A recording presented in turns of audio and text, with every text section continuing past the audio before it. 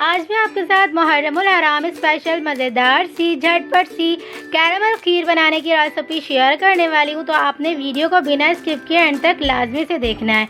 घंटों किचन में खड़े रहने से जान छुड़ाएं और बहुत ज़्यादा मिनटों में मज़ेदार सी कैरमल खीर बनाएं। लंगर के लिए बहुत ज़्यादा अमेजिंग सी रेसिपी है, क्योंकि बहुत ज़्यादा गर्मी हो रही है, शदीद गर्मी हो रही है। ज़्यादा घंटे जो है ना किचन में खड़े रहना बिल्कुल भी मुनासिब नहीं है। तो आपने मिनटों में बना के रेडी करनी है इस रेसिपी को। तो आपने इस रेसिपी को एंड तक लाजमी से देखना है। कुछ टिप्स और ट्रिक्स के साथ मज़ेदार सी कैरमल खीर बनाने का तरीका सिखाऊंगी। तो आपने इस वीडियो को जो है ना थम्स अप ज़रूर से दीजिएगा, और चैनल पर नहीं हो तो प्लीज़ चैनल को भी सब्सक्राइब कर लीजिएगा। तो चलें फिर वीडियो को स्टार्ट करते हैं। बिस्मिल्लाहिर्रहमानिर्रहीम। कैरमल खीर बनाने के लिए हमने यहाँ पर तकरीबन भी ना 150 ग्राम्स के करीब यहाँ पर हमने टोटा चावल को अच्छे से धोकर 1 घंटे के लिए भिगोकर रख दिया था। भिगोकर रखने से देख सकते हैं आप ये कितनी अच्छी तरह से नरम हो चुके हुए हैं, कितनी अच्छी तरह से टूट रहे हैं। अब हम इसे जो है ना ग्राइंडर यूजर मशीन में अच्छे से जो है ना पेस्ट बना के रेडी कर लेंगे। अब हम इसे साइड पे रखेंगे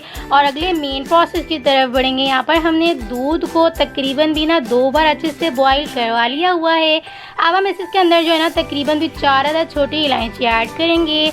इलायची ऐड करने के बाद भी इसे हम तकरीबन भी ना 2 बार अच्छे से बॉईल करवाएंगे। जितना अच्छा दूध पका हुआ होगा ना उतनी ही अच्छी आपकी जो है ना खीर बन के रेडी होगी।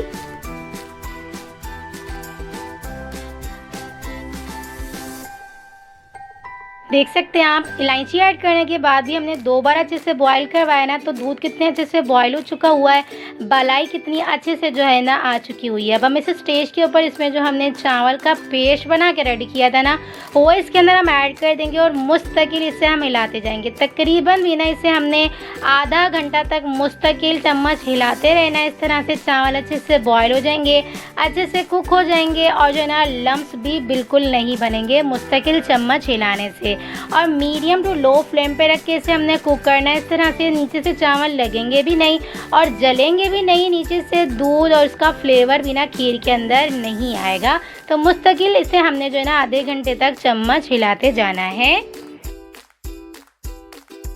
याद रखिएगा तमाम प्रोसेस यानी कि पूरी की पूरी खीर आपने मीडियम टू लो फ्लेम पे रख के ही कुक करनी है, पकानी है। इस तरह से बहुत ज़्यादा अच्छी तरह से कुक भी हो जाएगी, थिक भी हो जाएगी और फ्लेवर भी बहुत ज़्यादा अलग लेवल का आएगा। अगर आपने फुल फ्लेम पे रख के कुक किया ना तो जला हुआ फ्लेवर भी लाजमी से खीर के अंदर आ जाएगा।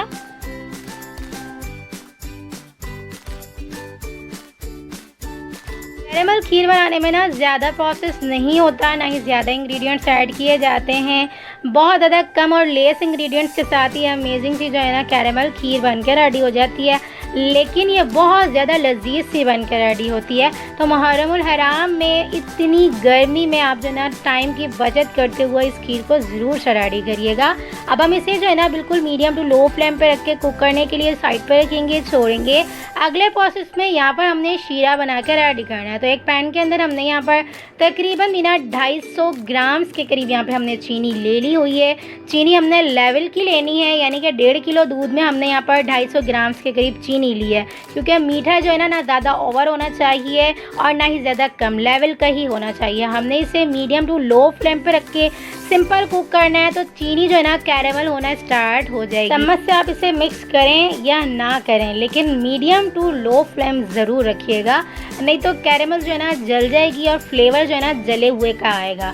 तो यहाँ पर हमने किसी भी तरह के चम्मच से इसे मुस्तकिल हिलाते जाना, और अगर आप ना भी हिलाएंगे ना तो कोई इशू नहीं है। ये 2 से 3 मिनट के अंदर ही ना कैरेमल बनना स्टार्ट कर देगी चीनी। तो यहाँ पर हमारी कैरेमल अच्छे से बन चुकी हुई है। इसका जो है ना जला हुआ फ्लेवर ना आए इसके लिए हम यहाँ पर तकरीबन भी 1 गिलास भर के यहाँ पर हमने पानी ऐड कर देना है। पानी ऐड करने के बाद वो जुड़ चुका हुआ था ना, तो इस तरह से हमने पानी ऐड करके ना इसे अच्छे से मेल्ट कर लिया है।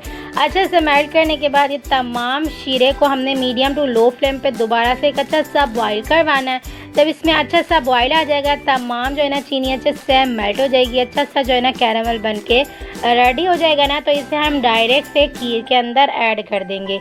इसे हमने थोड़ा सा जो है ना नॉर्मल टेम्परेचर पे ठंडे होने के लिए छोड़ देना है, बिल्कुल जो है ना दम वाली फ्लेम पे रख के। अब हम जो है ना यहाँ पर खीर को चेक कर लेंगे। तो खीर हमारी किस स्टेज पे आई है उसके बाद ही हम ये जो है ना शीरा ऐड करेंगे, जो कैरेमल शीरा हमने बना के रेडी किया है। तो यहाँ पर हमारा जो है ना कैरेमल बन के ऑलरेडी रेडी हो चुका हुआ है। सिर्फ दम वाली फ्लेम पे इसे हम हल्का सा जो है ना कुक होने के लिए छोड़ देंगे। यहाँ पर हमारी खीर जो है ना फुल डन हो चुकी हुई है, थिकनेस आ चुकी हुई है, चावल अच्छे से कुक हो चुके हुए हैं। देख सकते हैं आप कितनी अमेजिंग सी हमारी जो है ना खीर रेडी हो चुकी हुई है, यानी कि चावल कितनी अच्छी तरह से मेल्ट हो चुके हुए हैं बिना लम्स के। मुस्तकिल हिलाने से देख सकते हैं आप कितनी अमेजिंग सी हमारी जो है ना खीर रेडी हो चुकी हुई है। अब हम इस जो है ना खीर के अंदर, यानी कि जो हमने दूध को चावल के अंदर अच्छा बॉयल किया है ना, इसके अंदर हमने यहाँ पर कैरेमल शीरा डायरेक्ट से ऐड कर देना है। गरम गरम शीरा हमने डायरेक्ट इसलिए नहीं ऐड करना है क्योंकि दोबारा से गुठलियाँ बनना स्टार्ट हो जाएंगी चीनी की, तो इसलिए हमने इसे पानी ऐड करके नॉर्मल टेम्परेचर पे करने के बाद ऐड किया ना। तो देख सकते हैं आप कितनी अमेजिंग सा हमारा जो है ना कलरफुल सी हमारी कैरेमल जो है ना खीर बन के रेडी हो चुकी हुई है। कैरेमल शीरा ऐड करने के बाद दोबारा से इसे हम अच्छे से ना तकरीबन भी 15 से 20 मिनट तक मुस्तकिल चम्मच हिलाते जाएंगे। इस तरह से चीनी जो बॉईल होना स्टार्ट होगी ना, फ्लेवर देना चावल के अंदर दूध के अंदर स्टार्ट करेगी ना, तो इसके अंदर तमाम फ्लेवर जब तक आ जाएगा और ये अच्छे से बॉईल होना स्टार्ट हो जाएगी, अच्छे से कुक होना स्टार्ट हो जाएगी। और इसके बाद जो है ना जितना हमने थिक रखना है ना, ये अपनी थिकनेस पे भी आ जाएगी। तो 15 से 20 मिनट तक हमने मुस्तकिल चम्मच इसी तरह से हिलाते जाना है, इस तरह से लम्स भी नहीं बनेंगे। और याद रखिएगा ये तमाम प्रोसेस में शुरू से बताती आ रही हूँ आपको कि बिल्कुल जो है ना मीडियम टू लो फ्लेम पे 15 से 20 मिनट अमेजिंग तरह से कुक करते हुए मुस्तकिल मीडियम टू लो फ्लेम पे रखे, तो हमारी जो है ना अमेजिंग सी कैरेमल खीर बन के रेडी हो चुकी हुई है। जितनी थिक आपने रखनी है ना, उस टेम्परेचर पे लाके अपने फ्लेम को ऑफ कर देना है। उसके बाद जो है ना आपने इसे रूम टेम्परेचर पर ठंडा करना है। उसके बाद ये भी जो है ना ऑलरेडी अच्छे से ज़्यादा से जो है ना थिक हो जाएगी।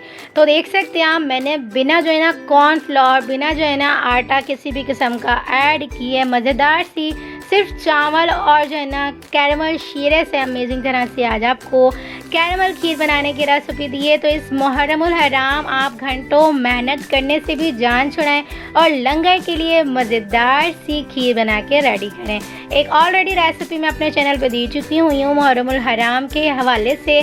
मुहर्रमुल हराम की रेसिपी खीर की जो है ना दे चुकी हुई हूँ, तो आपने अगर वो नहीं देखी है तो उसका लिंक भी मैं ऊपर आई बटन में शेयर कर दूँगी। आप आसानी के साथ जाके वो भी देख सकते हैं किस तरह से मैंने जो है ना खीर बना के रेडी की है झटपट सी। और एक ये भी रेसिपी आपको दे चुकी हुई हूँ, आपको जो भी बेहतर और सिंपल तरीका लगे आप उसी तरह से जो है ना खीर बना के रेडी कर सकते हैं। अदरवाइज़ आप इस खीर को जो है ना दावत वगैरह में भी, किसी इवेंट वगैरह में भी जो है ना बना के रेडी कर सकती हूँ। मैंने आपको अमेजिंग सी टिप्स और ट्रिक्स के साथ ये खीर बनाने की रेसिपी दी है, तो आपने इस रेसिपी को ज़रूर से फॉलो करना है। और रेसिपी अच्छी लगे तो रेसिपी को थम्स अप भी ज़रूर से देना है। तो यहाँ पर हमने तकरीबन बिना 15 से 20 मिनट ही जो है ना इसे ठंडा करने के लिए रूम टेम्परेचर पे रखा।